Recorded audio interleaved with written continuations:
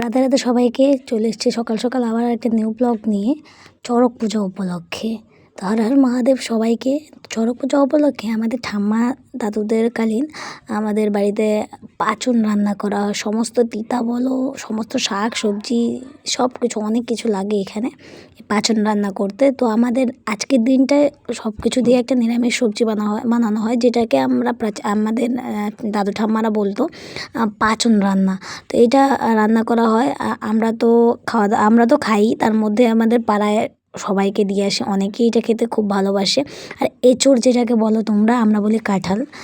যাই হোক, এঁচোড়টা রান্না করা হয়, এঁচোড়ের তরকারি হয়। আর তিতা রান্না করা হয়, যেমন বলো তিতা করলা, অনেক কিছু এরকম সমস্ত সবজি দিয়ে একটা ঘ্যাট রান্না হয় যেটাকে বলে নিরামিষ। মানে অনেকে অনেক রকম বলে, তো আমরা তো পাঁচন বলি। তোমরা কি বলো অবশ্যই কমেন্টে জানাবে। তো আমি সকাল সকাল স্নান টান করে, আজকে ছিল সোমবার, জল টল ঢেলে পাঁচনের জন্য মার সাথে একটু জোগাড় দিতে বসে গেছিলাম। এখানে সবজি কাটাকাটি করছিলাম, শাক টাক সব কিছু কেটে রেডি করে দিচ্ছিলাম মাকে। আর এখানে আমার মা রেডি করছিল সব কিছু। তো তোমাদের কাদের বাড়িতে এই চড়ক পূজার দিন, চৈত্র মাসের লাস্ট সংক্রান্তির দিন এরকম পাঁচনের আয়োজন করা হয়, পাঁচনের জন্য তোড়জোড় শুরু হয়? অবশ্যই কমেন্টে বলো। আর তোমরা এটাকে পাঁচন বলো না কি বলো অবশ্যই বলবে। আর কার কার খেতে ভালো লাগে এই সবজিটা অবশ্যই জানাবে। তো দেখতে থাকো ভিডিওটা, আশা করছি ভিডিওটা তোমাদের ভালো লাগবে। আজকে চলে এসেছি আবারও তোমাদের জন্য একটা লং ভিডিও নিয়ে।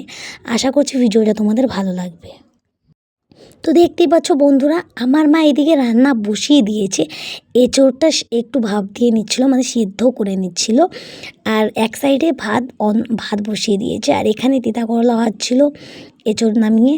আর আমি এখানে একটু একটু করে ক্লিপ নিয়ে তোমাদের সাথে লং একটা ভিডিও নিয়ে চলে আসলাম। তো ভিডিওটা তোমাদের কেমন লাগলো অবশ্যই কমেন্ট করে জানাতে ভুলবে না। এঁচোড়টা দেখতেই পাচ্ছ সেদ্ধ করে নিয়েছে, হালকা একটু সেদ্ধ করে নিয়েছে। অনেকে তো প্রেশার কুকারে করে, তো আমরা কড়াইতে করে নিয়েছি। আর আমি এখানে সমস্ত সবজি যে পাঁচনটা রান্না হবে সেই পাঁচনের জন্য রেডি করেছি। মা দেখো বলতে বলতে এঁচোড়টা রান্নাও করে নিয়েছে। দেখতেই পাচ্ছ তোমরা কি সুন্দর কালারটা এসছে না? কারা কারা খাবে আর কাদের বাড়িতে এরকম হয় চলে আসো, একদম আমাকে কমেন্টে বলো। আর এটা দেখতেই পাচ্ছ সিমের বিচিটা, হ্যাঁ আমাদের গাছের। তবে হ্যাঁ, এটাকে শুকিয়ে রেখেছিলাম, আজকে পাঁচনের কাজে লাগবে। তো এটাকে আমি ভেজে নিয়েছি, মা ভেজে দিয়েছে, বলেছে একটু শিল নোড়াতে বেটে নিয়ে আসতে। তো আমি এখন চলে যাব এটাকে একটু শিল নোড়াতে ডলা দিতে।